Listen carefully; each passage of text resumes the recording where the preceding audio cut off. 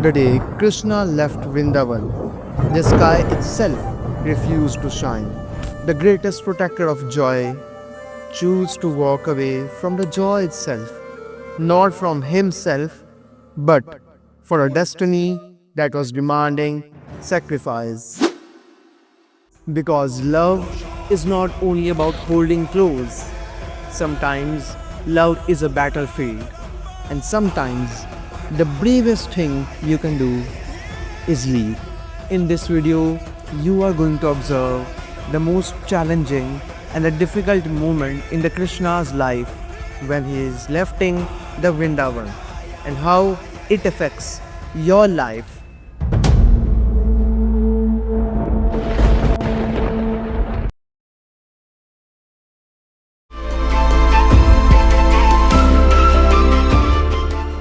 Have you ever think about Vrindavan? Vrindavan. It's that place where anyone can find a connection with their heart. But it is because it is maintained with the people who want peace, but the people who want to grow in their life. The same way, find your Vrindavan. It can be your college, school, home, any kind of park, any kind of cafe, or any other place in which you can find that peace, you can find that connection, and you can make your own Vrindavan. Not because you have to visit the Vrindavan, it is the heaven on earth, but the heaven is not far away. It reminds us that we can make our own Vrindavan. We need to collaborate with nature to make our own Vrindavan. We need to collaborate with our own people who love us and we love them back. It should not be like to love our people to get something in return. The same way, Krishna was enjoying his best moments in Vrindavan, but no one was thinking that a change is going to happen.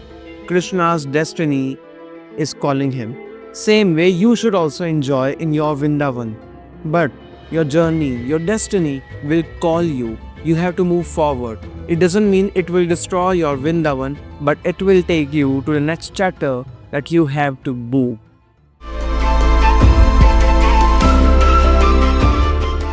Krishna's maternal uncle, Kans, was a ruthless ruler of Mathura. He has been terrorizing people from so many decades. He has been imprisoned Krishna's real parents, Vasudev and Devaki. And one day, he invited Krishna and Balram to a wrestling match in the Mathura. But behind that wrestling match, it was a trap to try to kill them. But Krishna and Balram knew that when they will left the Vrindavan, there is no other option to come back. They have to move forward in life. But they still go to Mathura and left the Vrindavan to bring an end to the sacrifices of many. There was an option to decline that invitation of wrestling match. They can stay in Vrindavan forever, they can stay and enjoy with their own people, but still, they choose to go to Mathura because ignoring that invitation means ignoring the sacrifices of their own people in Mathura. Same way, there will be some circumstances in your life when you have to leave your comfort zone and you have to move forward to a very difficult path. But the real growth comes when you stop asking to yourself what I want, but you start asking what am I needed for, and that's when your journey begins. Sometimes Mathura in our life can be our biggest problems, but we must left our own Vrindavan to go to that Mathura to confront it, as the hardest sacrifices are not materialistic. The hardest sacrifices are emotional sacrifices. The people, the place you love the most, you have to leave that place and go to a very difficult path. But you have to go. You have to make their sacrifice, which can be bigger than you, because it's the destiny. The path you meant for can scare you, but that's usually how it becomes an important part in your life.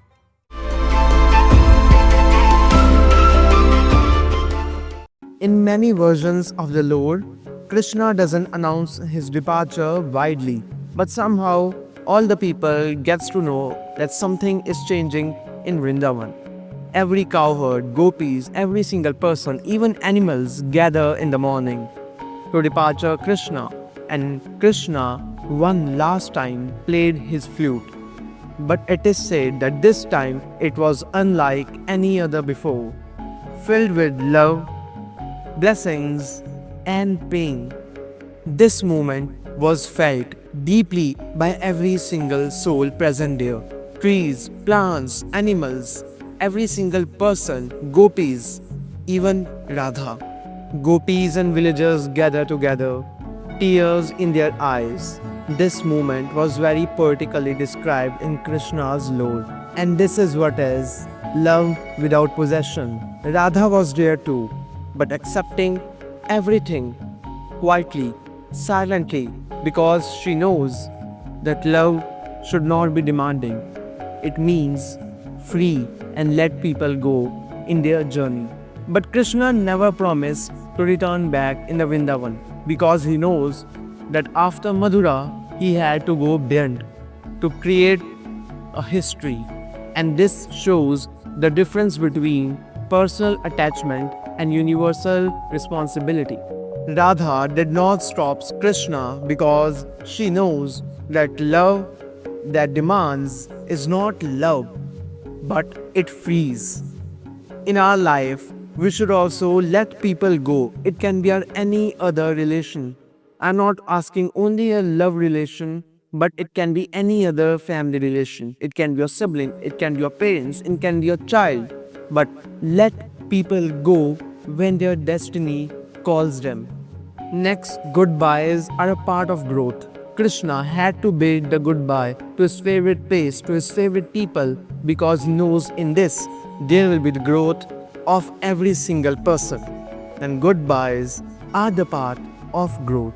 Leaving but not forgetting. Krishna leaves the Vrindavan, but Vrindavan always remains in the Krishna's heart. The people of Vrindavan lives in the Krishna's heart. Same way, whenever you have to leave anything, any place, any people, it doesn't mean you're forgetting them. They keep living within you.